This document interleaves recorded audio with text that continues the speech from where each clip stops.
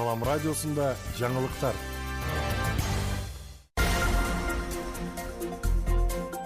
Арабаңыз ардактуу угарман жана көрүүчү, эфирде жаңылыктар түрмөгү. Аны менен мен Нурпейил Ашур кызы тааныштырам.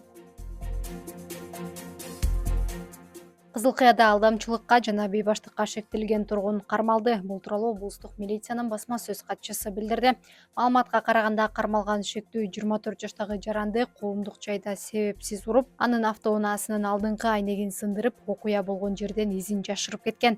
Андан кийин Нокат районунун 40 жаштагы тургунунун Volkswagen Passat үлгүсүндөгү автоунаасын акчага баалап алып, акчасын бербей изин жашырып жүргөн. Жогорудагы фактылар боюнча Кызыл Кыя шаардык милициясы жазык кодекс бейбаштык жана алдамчылык беренелери менен кылмыш ишин козгоп, шектүүнү убактылуу кармоо жайына киргизди. Учурда тергөө иштери уланып жатат. Эдил Байсалов Тажикстандын вице-премьер-министри менен жолукту. Кечээ 9-сентябрда министрлер кабинетинин төрагасынын орун басары Эдил Байсалов Тажикстандын вице-премьер-министри Зиозода Сулайман Резой менен жолугушту. Байсалов бул сапарында Тажикстандын эгемендүүлүк күнүнө арналган салтанатка да катышты.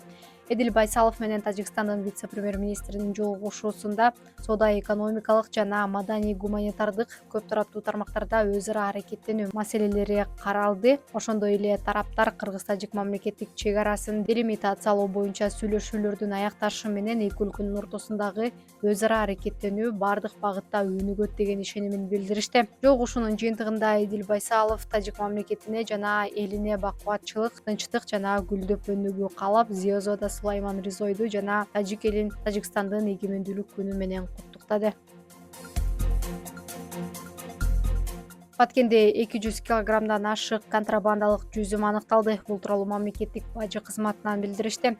Маалыматка таянсак, Ош Баткен Разаков жолунда Өзбек жаранынын башкаруусундагы ДАМАЗ үлгүсүндөгү автоунаа текшерилген. Унааны кароо учурунда жалпы салмагы 220 килограммды түзгөн жүзүм товары табылган.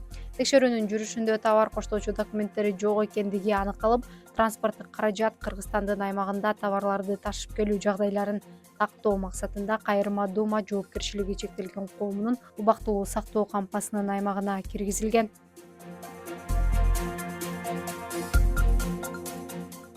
Күндүн маанилүү делген жаңылыктары мына ушулар болду. Кайрадан эфир аркылуу амандашканча саламыңыз түз болсун.